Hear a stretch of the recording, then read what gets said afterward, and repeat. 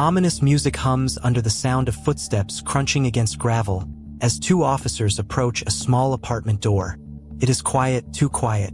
The kind of quiet that stretches thin and fragile in the early hours of a gray morning. The officers knock gently at first, then firmer. The door opens. Wade stands there, calm, almost casual. He greets them politely. His voice is steady. There is no immediate sign of panic. No raised tone. No frantic movement. Just an ordinary man answering his door. The officers exchange pleasantries, their words soft but deliberate. They explain that they are looking for someone. They say their supervisors want confirmation that she isn't inside.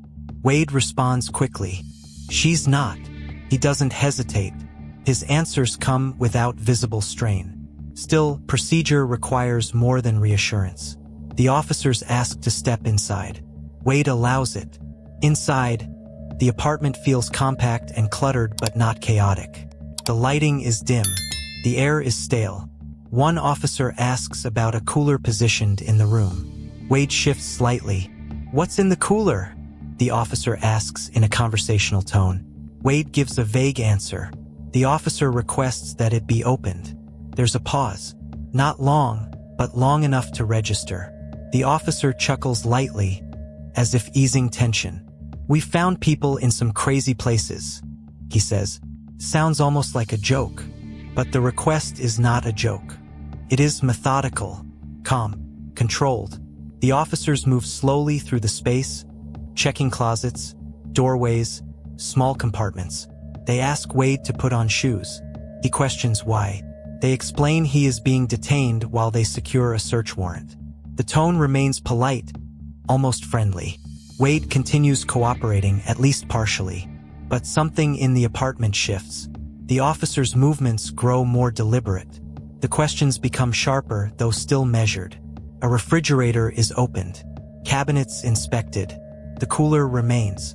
Wade is placed in temporary restraints, while the search warrant process begins. He appears confused but not aggressive. He repeats that he has been trying to cooperate. The officers acknowledge that. They tell him that cooperation helps. The atmosphere grows heavier with each passing minute. Mort personnel arrive. A supervisor steps in. Gloves are put on. Evidence procedures begin.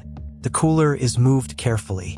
It is handled like something fragile, something that requires controlled attention. The room is silent except for quiet instructions between officers. The lid is opened. There is a long pause. An officer exhales slowly. The mood changes completely. What they see inside the cooler shifts the entire nature of the visit. What began as a welfare check turns into something much darker. The room grows tense, almost airless. Officers step back, then forward again. Confirmation passes quietly between them. The search expands immediately. The apartment is no longer just being checked. It is now a scene. Additional containers are located, each opened carefully, each documented. Cameras click. Gloves change. Supervisors speak in low voices. The word warrant now carries urgency. Wade remains seated, restrained, watching the process unfold. His expression is difficult to read. He does not shout. He does not resist. He appears almost resigned. He is informed that he is under arrest. The words are delivered calmly. "You're under arrest." There is no dramatic protest. Just a soft acknowledgement. He asks for a soda. The request feels strangely normal in a moment that is anything but. He has read his rights in a measured tone. The Miranda warning sounds procedural, almost detached from the gravity of the discovery that prompted it. The apartment becomes a controlled grid of evidence collection. Bags are labeled. Items are cataloged. Personal belongings are packaged individually. The cooler is sealed and transported. Outside, the sky remains overcast. Neighbors do not yet understand what is unfolding inside that small apartment. Later, in an interview room, the lighting is fluorescent and harsh. The music shifts from ominous to somber. Wade sits across from detectives. His posture is slouched, but not defensive. Detectives begin softly. "I think we both know why we're here." There is no raised voice. No intimidación. Just steady, methodical questioning. They ask about her, about what happened, about the timeline. Wade explains that she fell. He says he put her in the bathtub. He says he started the water. His explanation is slow, uneven. Detectives ask if he called for help, if he sought medical treatment, if he contacted anyone at all. He says he went to sleep. The room goes quiet. Detectives lean forward slightly, not aggressively, just enough to signal that they need clarity. They ask when he returned to the bathroom, what he saw, what he did next. There are pauses in his answers, long ones. The questions grow more specific. They reference items recovered from the apartment, containers, tools, timeline gaps. They ask about coolers. They ask how many. They ask how long it took to obtain them. The weight of the conversation builds without shouting. The tension sits heavy in the air. One detective references something Wade allegedly told another person. A statement about a physical altercation, a backhand, an accident. Wade réacte subtly, surprise? Denial? It's difficult to tell. The detectives continue steadily. They are not accusing loudly. They are laying out facts. They are inviting explanation. The camera lingers on Wade's face as silence stretches. In these moments, the psychology of interrogation becomes visible. Detectives do not need to scream. They allow the gravity of the situation to speak for itself. Outside the interview room, investigators continue processing the apartment. Each item is documented carefully. Chain of custody forms are filled out. The coolers are transported to a forensic facility.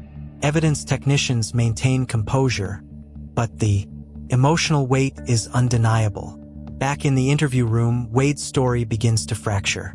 Small inconsistencies appear. Time frames shift slightly. Details blur. Detectives note every change. They ask again about calling 911. They ask again about medical assistance. They ask again about the tools found. There is a long silence. Then more questions. This is not dramatic television shouting. It is slow pressure, controlled, persistent. The music underneath the scene becomes low and distant. The story now belongs to investigators. Forensic analysis will determine timelines. Autopsy reports will clarify cause of death. Digital evidence may fill in missing hours. But in this moment, everything hinges on conversation. Eventually, the detective stands. If you'll excuse me for a second, I'll be right back. The door closes softly. Wade sits alone. The camera lingers. This is where reality feels heavier than fiction. There are no explosive confessions. No dramatic breakdowns.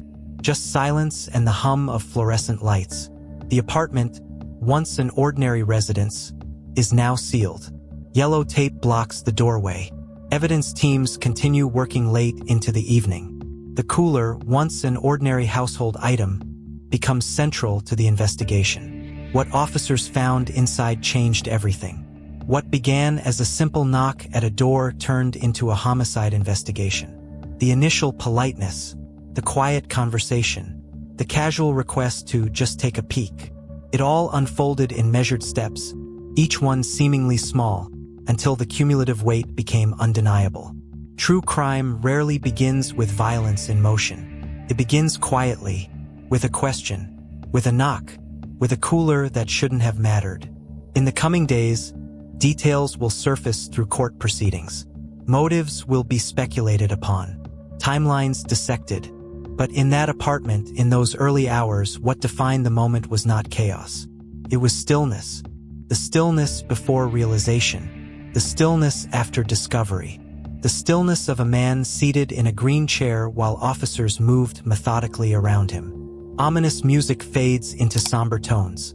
A door closes, and the investigation moves forward.